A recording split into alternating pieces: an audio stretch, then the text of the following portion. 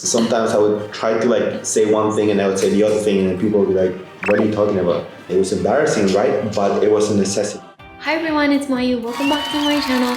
Today I'm going to be interviewing some bilingual or trilingual people, how they acquired English or their second language or third, and any tips to learn English. Where are you from? I'm French. How many languages do you speak?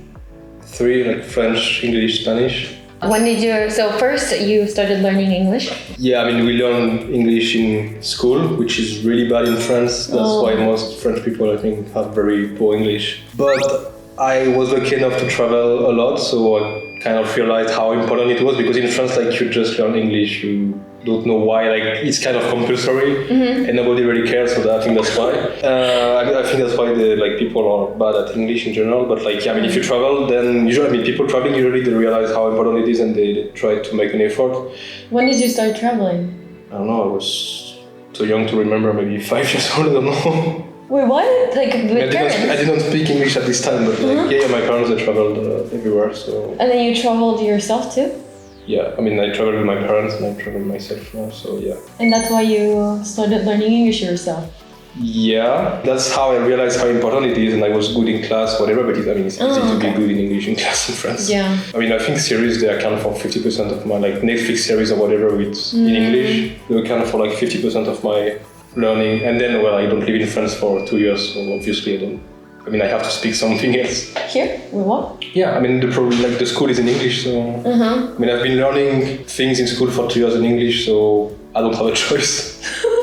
Okay, so you were good enough, like, before coming here, right? Yeah, I was almost bilingual before coming here anyways. Yeah. And then you started learning Spanish for here? No, I learned Spanish as a third language in France, in school, but I mean, it's not as bad as English teaching, but it's kind of bad because, again, nobody cares. And the teachers are bad or No, teachers, they're okay, but they are slow. I mean, they're Spanish and... No, they're... And same, I had no choice but to speak Spanish. I've been living in Spain for almost 2 years, so... Okay, so... Perfect, thank you. You're welcome. Hola. Hola. Okay, so how many languages do you speak? What languages? I think 2.5 actually, like English, Mandarin, and Taiwanese. And Spanish, obviously. Basically I don't speak Spanish. But how did you learn English? I remember in university, I watched MasterChef, and that is how I learned English. That's it? Before? You didn't... Yeah, we have a lot of English class in the school, but it's more for exam oriented. So basically nobody cares, and you just focus on reading and how to get a higher score. But actually, yeah, I think you are not learning English. You just like memorize and try to get higher score. Like cram everything. Yeah. And like maybe this vocabulary within the exam, so you just memorize everything. So you started learning almost like in university.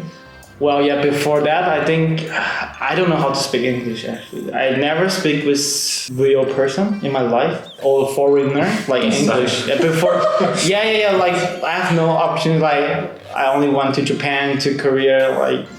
So no English speakers.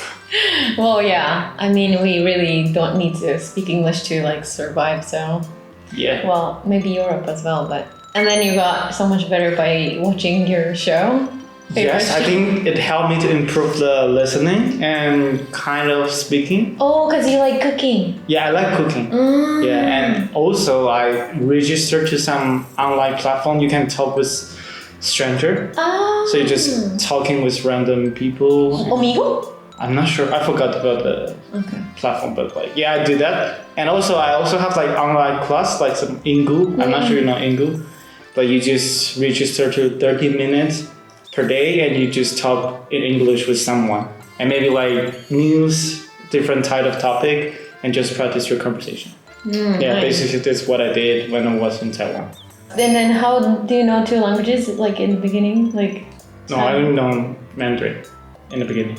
And then Taiwanese? Taiwanese is maybe like, I think when I was 7. Speak the language? Yeah, like my grandma and grandpa, they speak Taiwanese. when I need to communicate with them, I should I see. practice how to speak Taiwanese. Okay. Yeah. And then Spanish, before coming here, did you study? Oh, yeah, I studied 2 years for Spanish. Oh.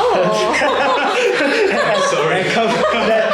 Yeah. How much time per week? Like, But I also did study for 1 like hour. 3 hours. 1 hour per 3 week. years. After 2 years, I forgot everything. okay. He doesn't really speak good Spanish? No, he never wants to speak because he thinks he's too bad. It's bad. Oh. Yeah, that's true. It is. You should practice. Yeah, but at least I know how to say, like, copy completo, por favor. Una mesa para actores, por favor. Yeah. Okay. What does this mean? What does this mean? Tell us. Tell us. I don't know. You don't know? For free, bro. Take it for free. What do you mean? One table for 3 people, por favor. A mesa, table. Sí. Yeah. That's like nothing. Nice.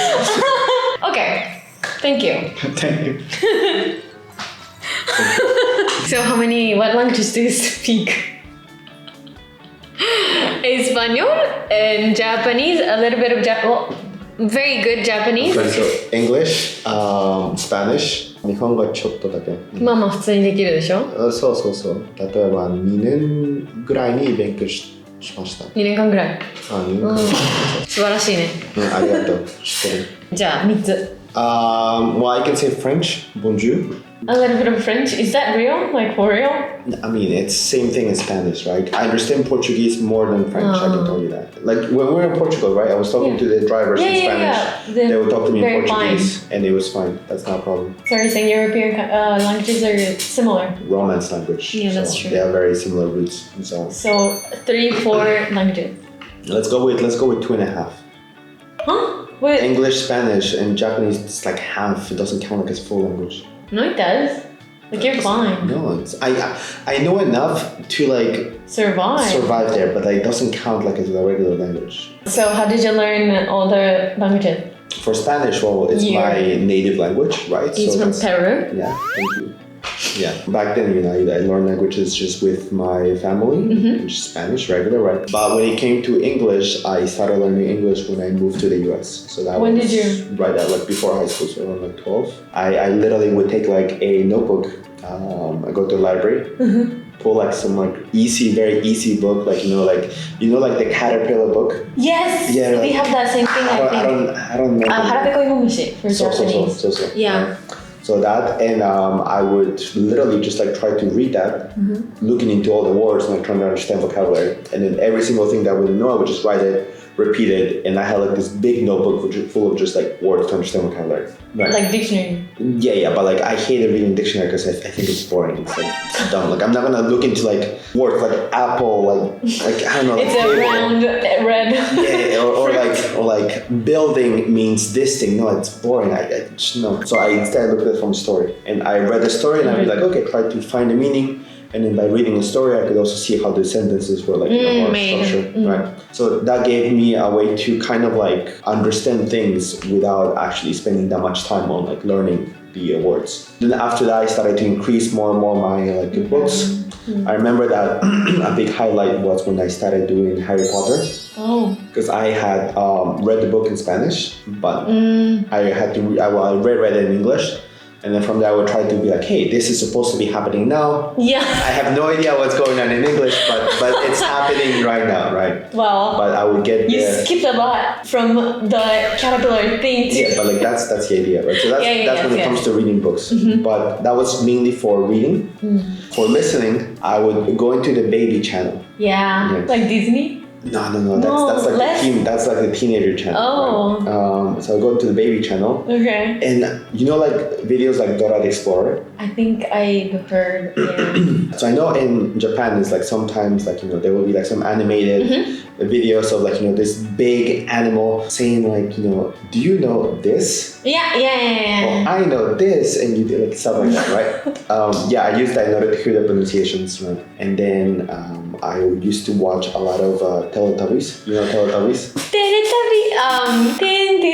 Yes, thank you. I love Teletubbies so much. Yeah, I saw a lot of that because I couldn't understand anything else. I would watch that, and then I would watch some like small like Disney shows that would have very simple English, small animated things that would have very simple English, so I could get an understanding of how people would talk and have a feeling of how to pronounce things. Because in my family, at least, they wouldn't speak any English, it was just Spanish. Basically, I would try to stay away as far away from a Spanish-speaking section as often as possible to just listen. But you were taking like no more classes at school, like a public school? I mean, yeah, but when you go to a school in the US and you don't speak the language, you take your normal classes, that's true. But your schedule is primarily focused on ESL, which is English as a second language, right? I took that too. Good job.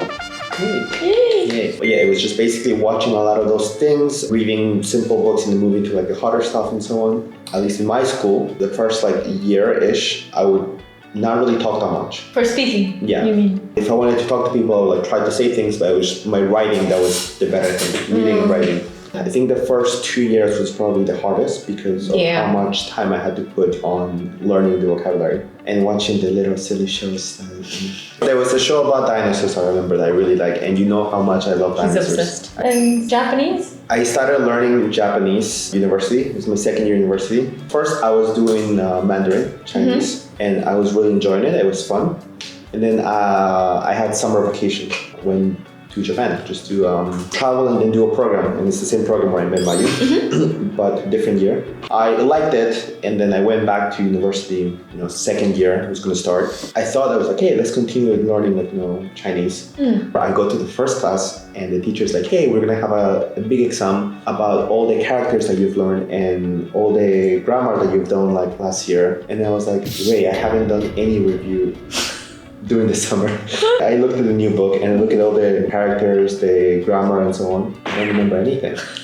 I really like Japanese. There's a big culture, Japanese culture back in Peru. So I grew up with a lot of Japan exposure. Yeah. And I decided to go from Chinese instead to Japanese. Because you sucked on Chinese. Well, let's say I have more enthusiasm for Japan. You liked the summer program too much. And also back in Peru, a lot of families from South America, they really like Japan in general. So it was a very natural thing.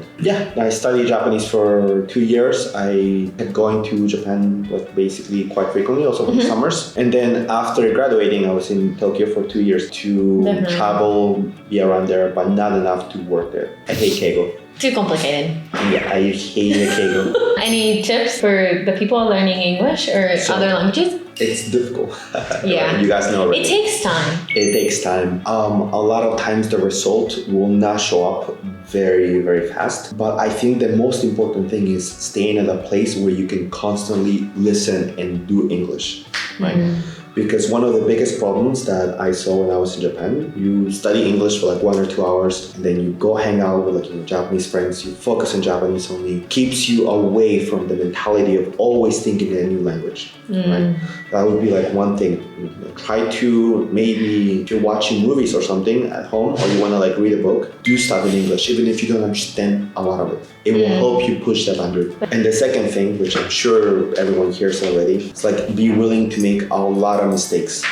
I said a lot of dumb stuff when I was learning English first. I mixed up so many words. Sometimes I would try to say one thing and I would say the other thing, and people would be like, what are you talking about? It was embarrassing, right? But it was a necessity. But it was something that's very important and taught me about this value of hey, even if I make a mistake, you can still learn a lot from it. And I think in Japan in general, right, a lot of people don't want to make that mistake, right? And I think that's the wrong way to approach it. Try out. People will help you. People will correct you no matter what. And they don't really judge you. Hang out with more international people. I'm sure they will more friends over there. Cool. Great advice. Thank you. That's it for today. I hope you enjoyed the video. If you did, please give it a big thumbs up. Leave a comment. Bye!